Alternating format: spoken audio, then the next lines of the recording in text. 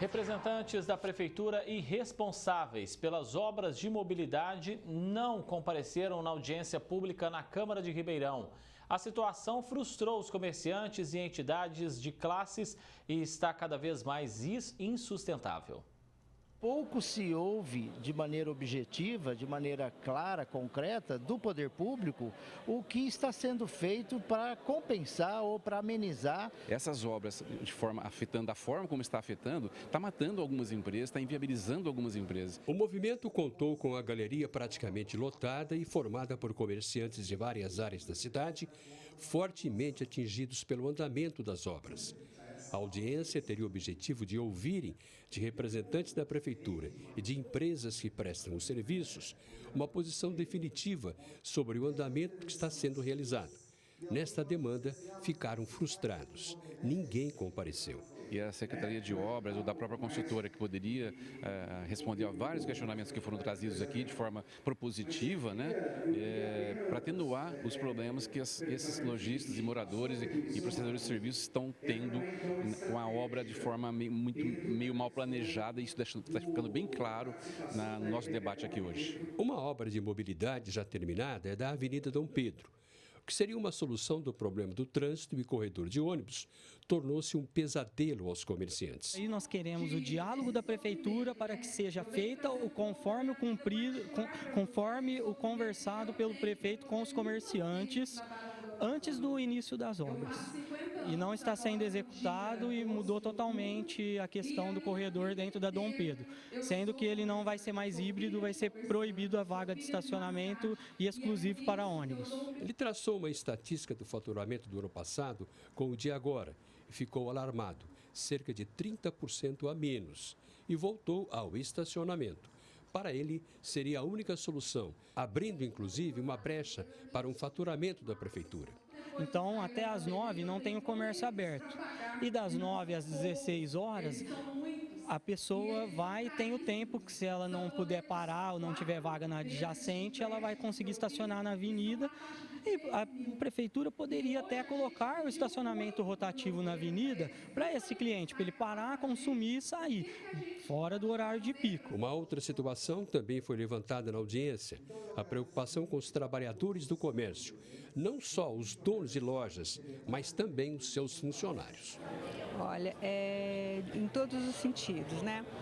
É um impacto muito ruim, porque nós dependemos do consumidor, nós dependemos da pessoa ir e vir no centro comercial para fazer os nossos salários, principalmente porque a maior parte, né, nós somos comerciários, nós temos comissões e dependemos dessas vendas. Então, sem o consumidor, sem a praticidade dele chegar no centro, sem essa tranquilidade, nossos salários diminuem e os nossos empregos também. A incerteza. Para os comerciantes, está cada vez mais difícil acreditar em promessas da Prefeitura. As esperanças vão sendo minadas dia a dia. Na verdade, é uma dor contínua, né? O comércio, ele funciona todos os dias e tem atividade que é diutúrnica. Luiz Fernando Luff para o Jornal da Clube. A Secretaria de Obras se limitou a dizer que os empreendimentos em execução seguem sem intercorrências ou atrasos e que, portanto, não há necessidade de outras informações. Só a título de informação, a obra da 9 de julho já deveria ter sido entregue no mês passado, mas foi prorrogada por intercorrências e só vai ser entregue em novembro. Para a gente entender mais toda essa situação, eu conversei agora há pouco com o advogado especialista em trânsito, doutor Ademar Padrão. Acompanhe. Doutor Ademar, boa tarde, prazer recebê-lo aqui no Jornal da Clube. Já gostaria de perguntar para o senhor, doutor, se surpreende essa informação de que a Prefeitura não mandou nenhum representante, assim também como as empresas que são responsáveis por essas obras de mobilidade urbana aqui em Ribeirão Preto. Bem-vindo, boa tarde, doutor.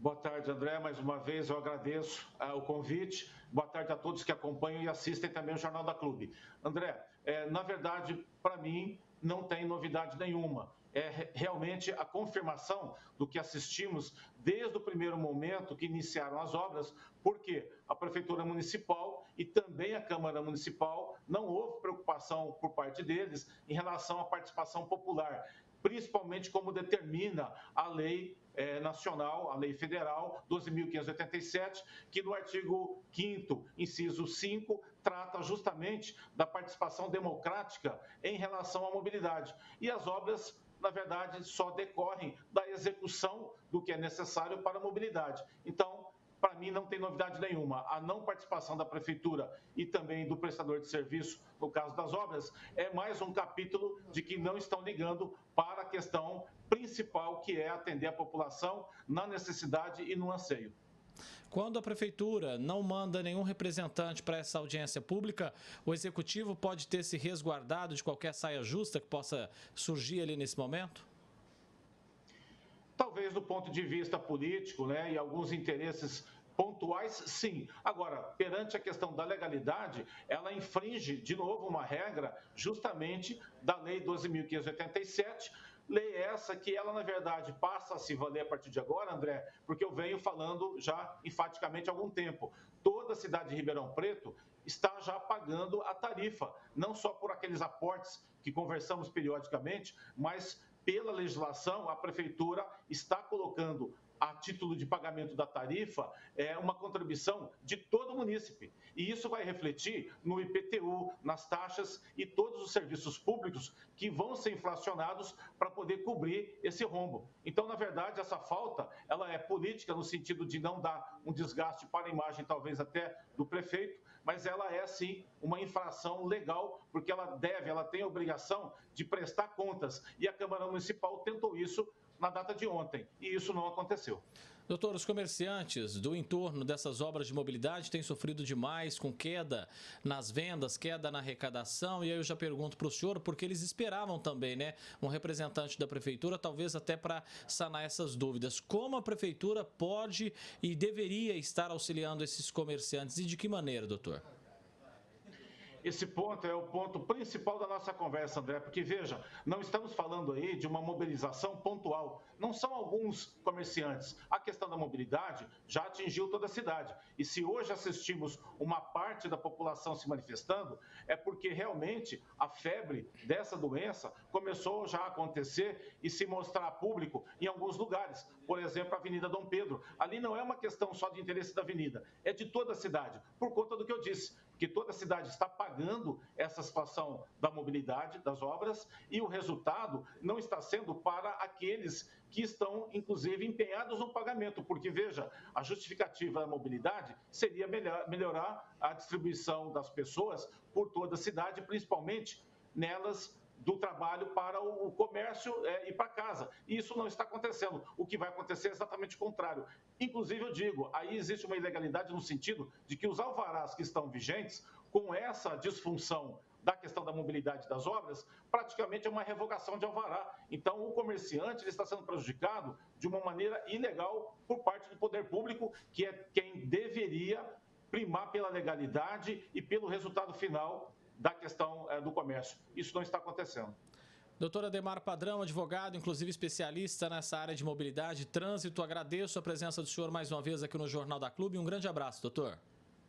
Eu que agradeço e um bom dia para todos, André.